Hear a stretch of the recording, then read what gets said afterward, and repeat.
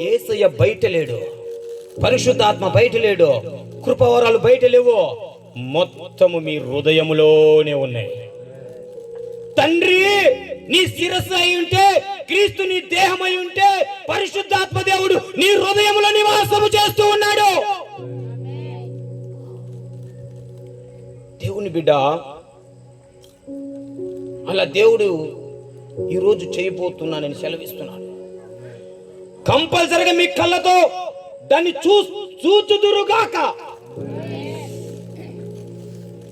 దేవుని బిడ్డలారా, ప్రత్యక్షపు గుడారములో మహిమ, దేవుని బిడ్డలారా, పైన మేఘం గమ్ముకొని పైన ఉంది.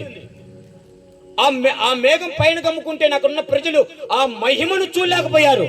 అయితే ఈ రోజులో అది పాత నిబంధన, కొత్త నిబంధన రక్తము చేత కడగబడిన మన మీదున్న మహిమ పరిశుద్ధాత్మ అగ్ని మన హృదయంలో ఉంది. దేవుని బిడ్డలారా, నీలోనే అగ్ని ఉంది.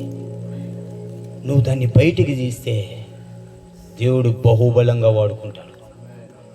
దేవుని బిడ్డలారా, దేవుడు నిన్ను కూడా తల్లి గర్భములోనే ఆయన నియమించినప్పుడు ఏర్పరిచి ఉన్నాడు. హల్లెలూయా, హల్లెలూయా.